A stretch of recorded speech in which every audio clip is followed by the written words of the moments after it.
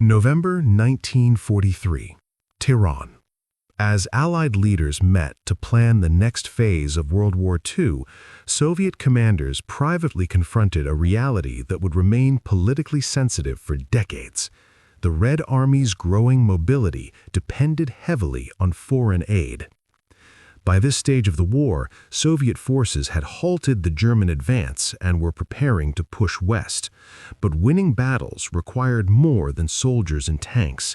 It required the ability to move ammunition, food, artillery, and fuel across enormous distances. And that depended on trucks.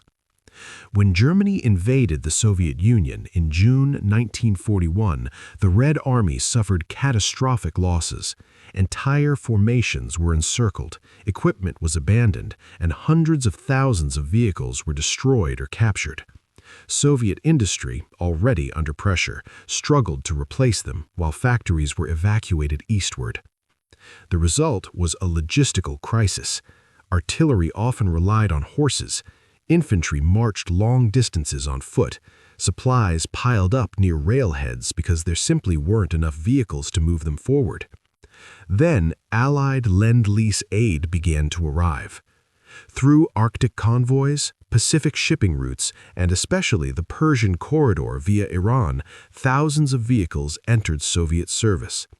American factories produced trucks in numbers no European power could match, and many of these vehicles were shipped to the USSR. Models such as the Studebaker US-6, Dodge trucks, and Willys Jeeps quickly earned a reputation among Soviet drivers for reliability and performance. They handled mud, snow, and poor roads better than many domestic vehicles, and they required less constant repair. These trucks changed how Soviet armies moved. By 1943 and 1944, major offensives required enormous daily deliveries of ammunition, food, and fuel. Railways could bring supplies only so far. From there, trucks were essential. As the Red Army began large operations like the destruction of German Army Group Center in 1944, supply columns stretched for miles behind advancing troops. Rocket artillery units, famous Katyusha launches, were increasingly mounted on Lend-Lease truck chassis, allowing them to fire and quickly relocate before enemy counterfire arrived. Commanders also used jeeps and light vehicles to move between units, improving coordination on fast-moving fronts. Soviet leaders later offered differing public and private views on the importance of Allied aid. Official wartime and post-war narratives emphasized Soviet self-reliance and sacrifice. Yet memoirs and archival material released decades later revealed that many commanders acknowledged foreign supplies played a significant supporting role, especially in logistics. It is important to note that victory on the Eastern Front ultimately depended on Soviet manpower, industrial relocation, and enormous sacrifice. Millions of Soviet citizens fought and died defending their country.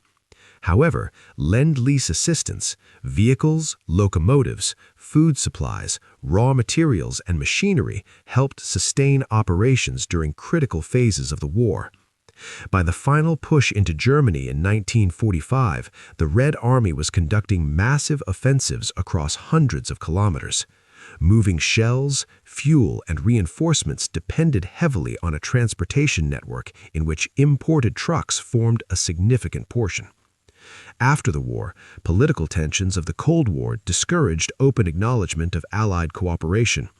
Only with the opening of archives decades later did historians begin reassessing how international support and Soviet effort combined to defeat Nazi Germany.